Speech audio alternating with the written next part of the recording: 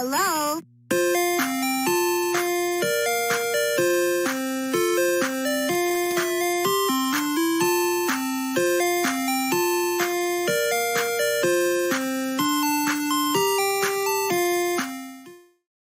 Well, greetings and a most heartfelt salutations to everyone out there.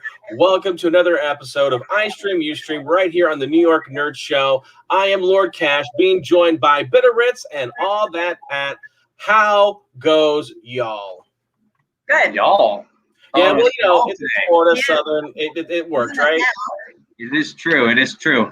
Yeah, doing great. Definitely super excited to talk about Suicide Squad today. We saw it honestly about a week ago now, and definitely pumped. It was actually a very good movie. Well, spoiler on that, I guess you get our opinions, but let's see how much we liked it. You can give a non-spoiler review right off the bat that you liked it. That's acceptable. So that's the end of our show. All right, guys, make sure to like, share, and subscribe now. So, but that being said, before we do jump full head first into the Suicide Squad, movie pool, I will give you the official warning that this is going to be a full spoiler review.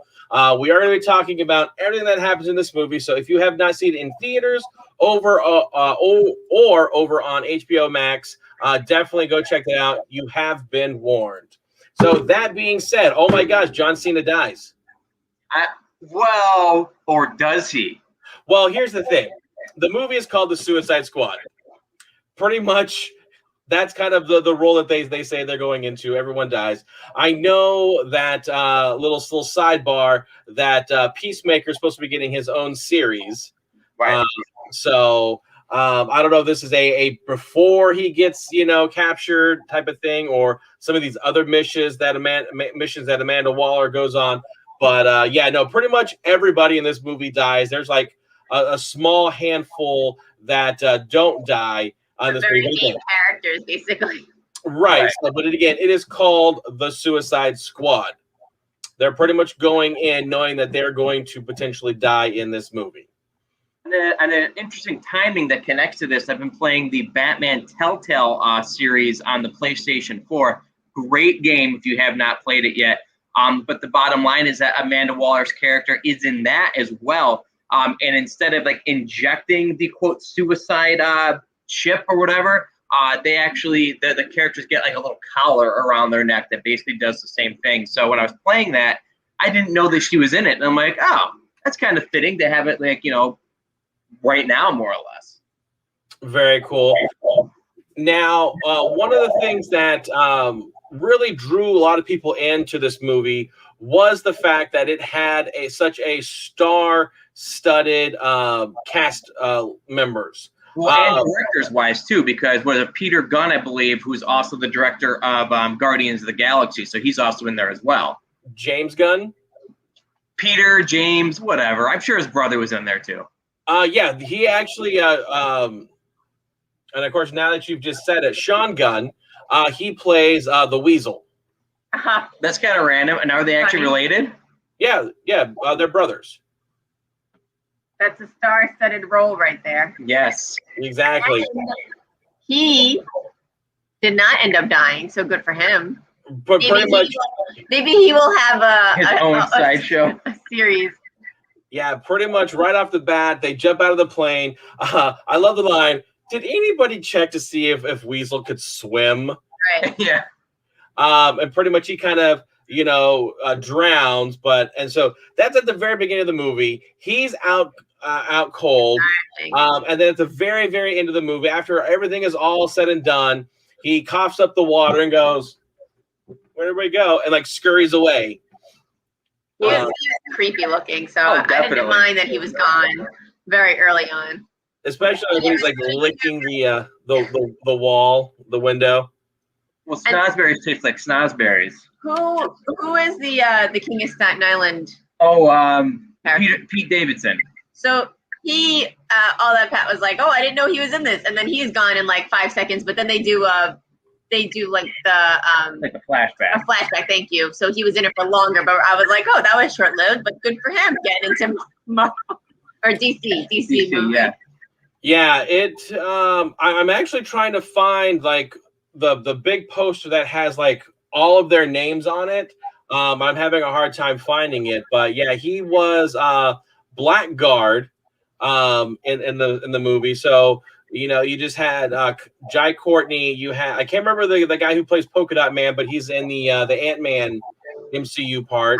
I definitely appreciated his character. At first, it was like what is going on, but I feel like once he warmed up to the other characters a little bit more, the humor of his character came up quite a bit, especially the mom flashes, like the one in the club. I was dying, and then when towards the end when he's trying to kill the monster, and it's like, do you know who that is?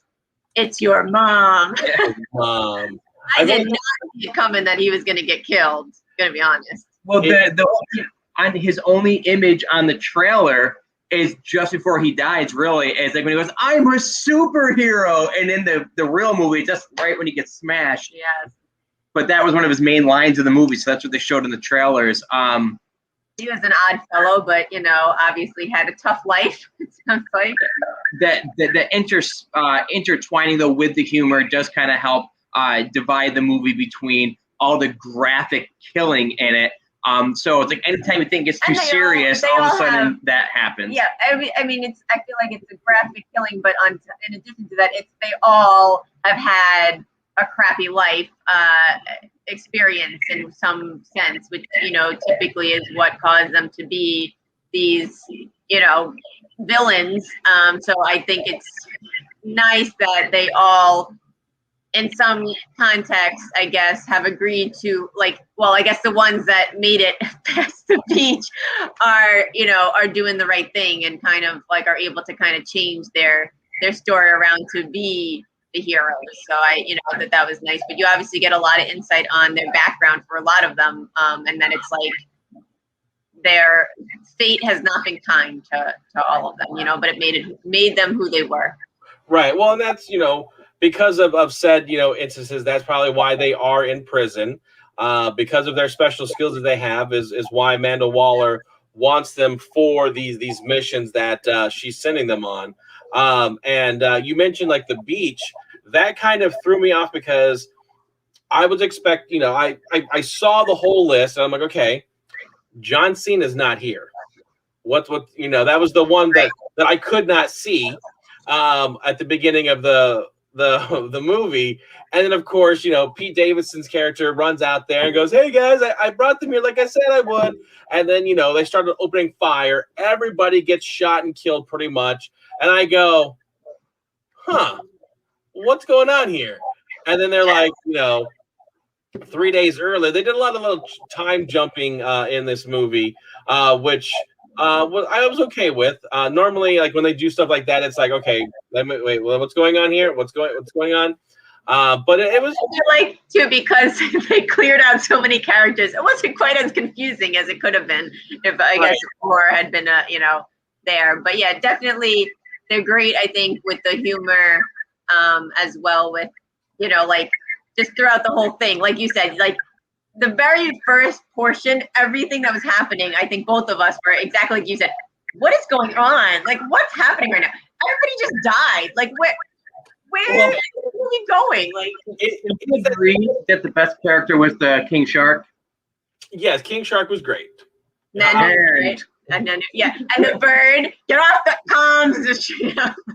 Birdie. You know who was the voice, right?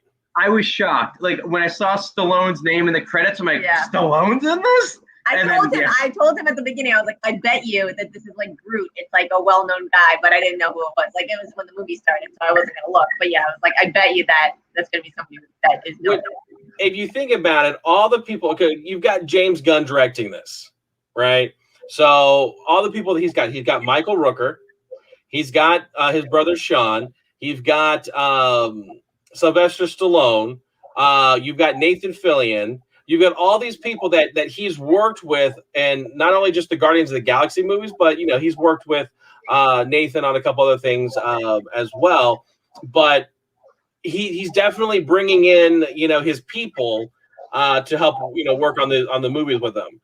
And then of course you've got Taika was in it. You also had Idris Elba, as part of the MCU stuff, and it's just amusing to see like all of these characters that are MCU bound, as well as kind of his crew that are actually in this movie with him. I found that kind of a little amusing. Right. What? Idris Elba. We just talked about this the other day. What movie was he? Oh, he's also the bad guy in Hobbs and Shaw, I believe. Yeah, I think so. And he's also Heimdall in the Thor series. Yeah, so definitely we're seeing him a lot, the last couple years. And then obviously Margot Robbie has mastered the Harley Quinn character in the last 3 movies so far. I wish that they did an entire movie with the blood being flowers and butterflies and birds. I love that scene. I did not really appreciate all the graphicness through the rest of the movie, but that part made it it was like funny, but at the same time, obviously you're like, this is disgusting because all of that is blood, but it's hysterical because it's like flowers and butterflies. And right. From her point of view of what it all looks like. It kind of reminded me of the on the Kingsman at the very end when like everyone's heads are exploding and it's like fireworks going off. I don't really remember that. I mean, is that Elton John scene? I'm sorry? Is that part of the Elton John scene? I don't believe it was. Okay. Different things, but at the very end of it. We'll have to rewatch that part. But there's a new one coming out. I'm excited about that. Oh yeah. But yeah, I think that like just the idea that it's like this is so graphic, but in her head it's flowers and lollipops and candy. And like I was like, I want to see like a whole movie from that perspective of her mind, So I know it's definitely a hot take of whether people enjoyed it or not. But by chance, did you watch? And I'm just going to give the shortened version of it: the Birds of Prey movie with Margot Robbie as Quinn. Yeah, because they had the colorful powder in that one, I believe. So. Oh yeah, and that's like she goes to the police station. She's got like the bags of of powder and stuff that she's using as ammunition. So it kind of reminded me of that a little bit as well. I like that one. I don't remember like not liking it. I know it was weird because we saw it when it very, very first came out, and then like a week later they had to change the title so that way it gave more focus on Harley Quinn. Because honestly, Birds of Prey, the only thing I thought about was what I think terrible television show about 20 years ago. I watched the whole thing. I binged it over the. We have it on the shelf over there. Yeah, I just saw it about an hour ago. You said that was one of your guilty pleasures. $3 on eBay for the full series. I did watch it. I've actually the lady that plays Barbara Gordon. I met her at a convention and had her sign that. And then of course, was she sweeping the floor, or was she actually doing an appearance? She was doing an appearance. I'm just joking. But and then of course, also famously for All That Pat and Myself is the song that they use in the finale by Tattoo was the song that they used for Victoria in the WWE. Just played that song about 2 days ago as well on YouTube. That's all the things they say. Oh, okay. Yeah, just came up and because there's a whole So anyway. I feel like this movie definitely had ups and downs and twists and turns, and the storyline. I think I'm gonna be honest. The only thing that I was like, "What am I looking at?" is the monster itself. Oh, he was fantastic. I feel like that was a little too goofy kind of feeling for me, but he's a kaiju. It's a Godzilla. I know, but it's not a Godzilla. Like it's like a Godzilla-esque, but I feel like the starfish was just kind of weird. He fell on the buildings just like a Godzilla. I know, but amazing. I just wish it was a different character than a starfish. But I feel like I guess at least it makes sense why a starfish could replicate itself onto all the little starfish that are attacking the faces. And I think it's funny that the first reaction of everybody is to like just stare up in the ground. Like I'm wondering to stare up in the sky, and then they suction onto their faces. Like if you saw things floating around the sky coming at you, would you just like stare? I feel like I'd be like, what the heck? And like be running for cover, not like staring blankly at the sky. They look like birds though. Like, yeah, but like, I mean, okay, let me rephrase it. I think I would be looking up, but then as soon as I saw them coming down, I'd be like, what is happening? Like not continue staring up in the ground for them to suction my face, but I guess that wouldn't move the story along. And then it was kind of weird that they were making people talk through them, you know. That mind control.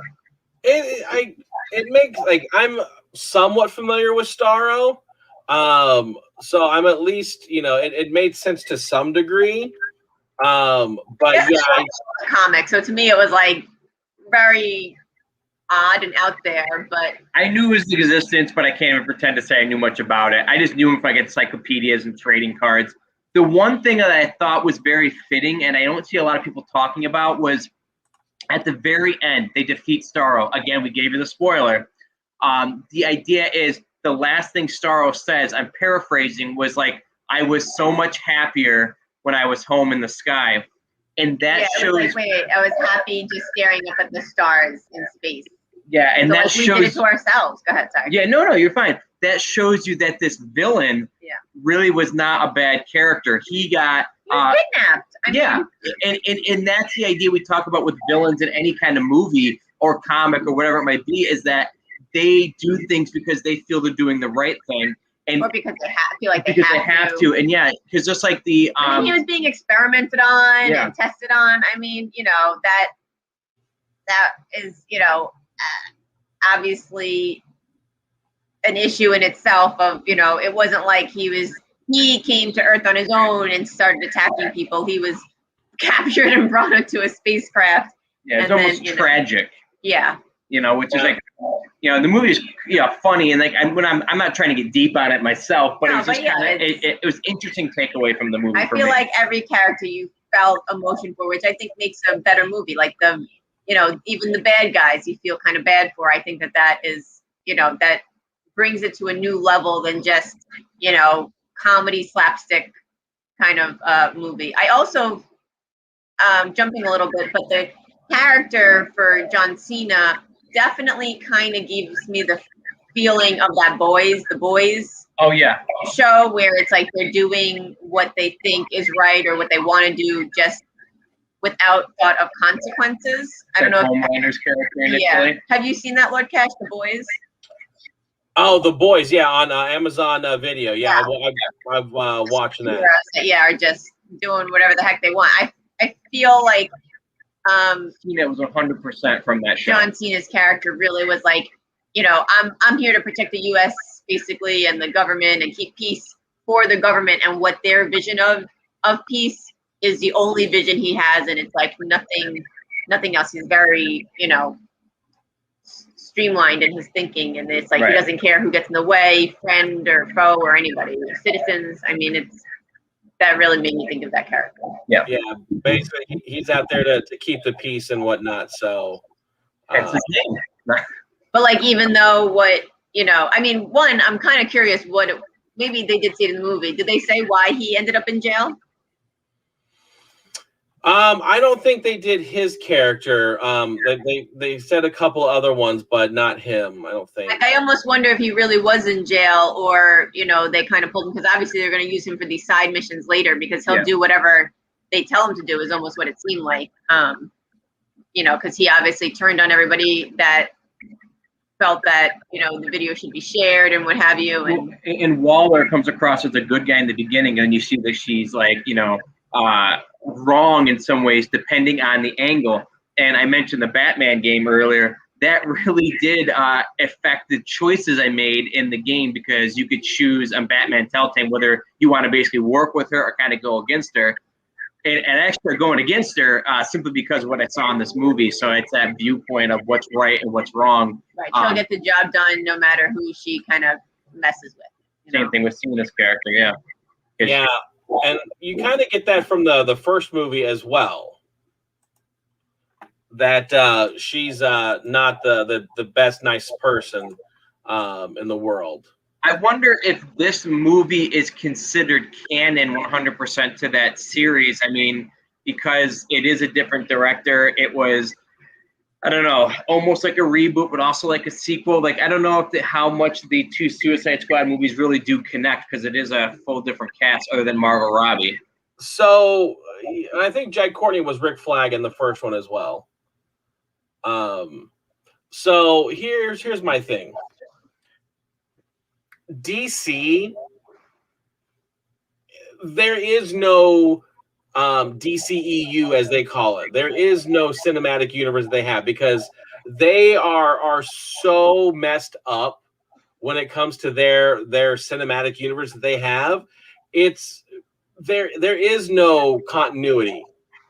It's absolutely horrible, because I would love to have the DC cinematic universe actually be a thing. The fact that, Superman and Batman and Wonder Woman, all these movies are intertwining, interchanging, and it's, having these offs of the Suicide Squad and things of that nature, that it would actually be a good thing. But unfortunately, DC has crapped the bed when it comes to their films. And I don't know if it's just because Marvel has done such a fantastic job building their world, that it's almost like, what happened here? Well, I think keeping track of it, I'm sure, is a whole job in itself. You know what I mean? And maybe they just don't feel that it's worth the time, effort, and energy to figure all that out, and they just want to have the stories made and pushed out. Well, and that's why there is the Kevin Feige role and the Marvel movies, is because you do need someone. And, that's why each of the divisions, there is your Kevin Feige, your Kathleen Kennedy. I think Pete Docter's now taking over for Pixar. You've got all these people that are in charge of these brands, these labels, that why wouldn't you want someone in charge? I guess my question is it really stopping anybody from watching the DC movies, or are they still making their money? Kind of. I mean, the thing is, too, though, it's just the DC movies have just recently actually started to, hit beyond Batman. Because DC movies don't typically find success other than Batman, and maybe I'm wrong, but Marvel has had the luxury of, over the last 15 to 20 years, of having actors become successful and staying successful with a certain character. Batman, since 1989, we've had 6 actors portray the role of Batman. Other than Spider-Man, who has had 3, to be fair. Hugh Jackman, he's been Wolverine all the way through, and I know he's not part of the DC or the MCU, but you've had all these actors successfully become Marvel superheroes, and I am aware that the guy that plays Captain America was also the Human Torch at one point. Right. I just do think there's more consistency, and maybe if we get that in DCU, just having the actor staying consistent, you may also see a more likeliness of having a DCU. I mean, Aquaman was very successful from what I understood with Jason Momoa. Ben Affleck, at this point, he is Batman. I mean, granted, Robert Pattinson is going to be in a stand. I don't know. They need consistency. I'm kind of as I keep untalking myself as I keep saying it. DC needs consistency. It's all it is. Absolutely. So just to say this, Justice League, when it was originally released in 2017, the film grossed over $657 million worldwide. It cost $750 million to make that. God. It lost about $60 million. Now, this is Justice League. Batman, Superman, Wonder Woman. Everybody, yeah.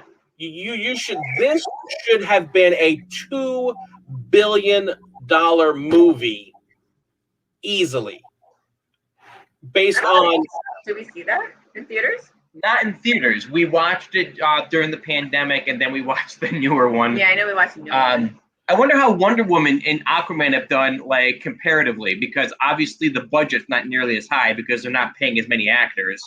So I know Wonder Woman when it was released was the high, like had done the best out of all of the stuff, and it did $822 million. So it outgrossed a star-studded cast in Justice League, at least star-studded as far as characters, because I don't think anybody knew who the guy that played Cyborg was before this movie. Yeah, Ray Fisher was really not a lot, didn't have a big name to him. And I'm trying to see, that movie came out in 2017 as well. So that movie came out before Justice League. Right, and people would rather see that than anything else. And I thought that one was excellent, quite honestly. Now 5 years prior, and we know how inflation has happened. 5 years prior, you had the original Avengers movie in 2012. Technically, Justice League and the first Avengers, same director, Joss Whedon. So that movie made $1.5 million at the box office. So there is no reason why, because they're not making good movies, yes, people are not watching them. Oh, so, no, you can enjoy. Yeah, I mean, you could have. I mean, there's been so many movies over the years that have like an amazing star-studded cast that just simply suck, and vice versa. But as we are kind of like coming to the end of our show though today, because we're going on a tangent, we're going into the weeds, but that can always happen with the three of us for sure. Absolutely. So is it score time? Exactly. All right. How many stars are you giving it? Wait. It's not stars. What's something? King Sharks. How many King Sharks? How many stars are you giving? Star. Yes. Okay. I approve of that. Star. Yes. It's star O. Exactly. I'm thinking. I want to say like an 8 to 8.5. Okay. I'd probably even watch this one more time because I feel like I missed probably a couple things. I'm not big on rewatching movies, to be honest, but I feel like there's just so much happening that I think I wouldn't have a problem rewatching this. And I feel that in itself is a good endorsement. Yeah. I would give it 10 stars. Ooh. I would be 2 because they each have 5, right? You got it. I loved this movie. And the exact thing a Bitter Rich said, oh yeah, when we left the theater, I'm like, best movie of the year. Totally would rewatch it. Funny, story was there. I'm invested in these characters. I just want to hear Sylvester Stallone say a bunch of things again because I love the and just that confident nod. I started with that, but I loved it when he was like, new dumb friends. I'm like, oh, they're gonna be bad. They're gonna be bad. And I was like, oh, maybe not because they didn't do anything. And then they got free. They were bad. It made me happy though with the little critters there. But yeah, they were not good. For myself, I would probably give it a good solid 8. I don't know if I would go as far as saying a 9, but definitely. And then mostly, it's getting dings. I mean, because with a star-studded list like the cast that it did, and then you are eliminating a good 3/4 of them within the first 5 to 10 minutes. But it was so entertaining.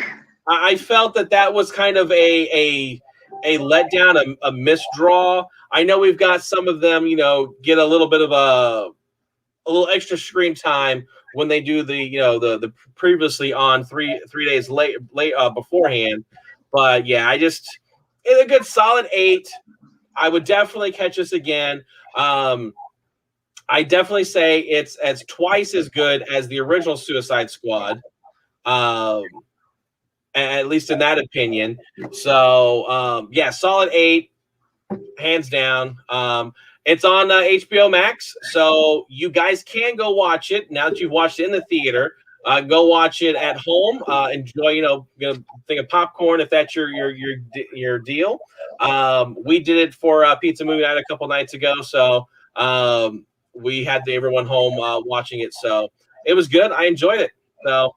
And again, this picture, I don't know if you actually, I know you saw it, but this was at the world premiere. They actually had a huge Starro thing built at the world premiere. Awesome. So. Now, does HBO Max have that party option like some of the other services do? Like Disney Plus? They might, but I'm not 100% certain on that. Yeah. Anyway, I just random thought.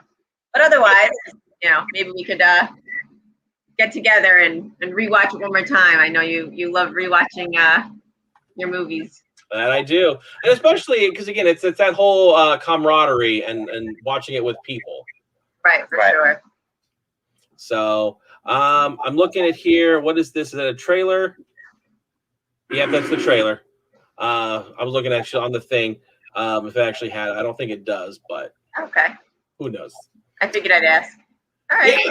So definitely go check out the Suicide Squad, either in theaters or on HBO Max. I believe it's going to be playing through September 5th, so you've only got a little bit longer. That's going to be on HBO Max. Otherwise, it's going to be strictly in theaters. And then, of course, you've got to wait another a month or two before it hits, home video. So definitely go check it out. You've got a good strong 10 and then 2 strong 8s. So if we were to do an average on that one, that's over, over 9. Yeah, it's over a 9. So that's pretty darn good. Am I doing that right? Yep, 28 divided by 3 equals 27 and about a third. So technically it would be 26. Wait, so it's almost a 9. Yeah, because there's 2 8s. But I didn't. We'll edit this part out. Yeah, it was 8.5. So again, we'll say a good solid 9 across the board. 8.67. There you go. I'll do an 8.5. She'll do an 8.5. We'll make it a 9 all the way across. Yes. Math, hooray! But anyways, definitely check us out. We have a lot of stuff on our channels that we do. All of our shows are at 8 o'clock when we are able to have them. And a really quick rundown is, you're watching iStream on Thursday, Funko Royalty is on Friday, Mail Call Mail Time Saturday, Call of the Wild Sunday. If you join us on Monday, you'll see us opening some cards on Crazy Card Collecting. Tuesday is our Slam Nation Wrestling, where all that Pat and I talk about what's going on in the world of wrestling. And Wednesday, of course, is the game where we like to play video games. So definitely check us out on any of our channels, sites that we have, whether it be Facebook, Twitch, or YouTube. Spread the word of the nerd. Tell your family and friends about us because we like to be loved and love you guys in return. So definitely check us out. And if you've got a hankering for some New York Nerd Show, definitely go check us out on our library over on YouTube. Over 200 videos, specially curated over the past year for you to watch. And so definitely go check us out over there. Bitterits, all that, Pat. What do you got to say before we head on out of here? Chocolate chip cookies are pretty delicious and easy to make. Very true. And with that, I say, if you can stream it, go watch it. Bye-bye, everybody. Adios. Hello.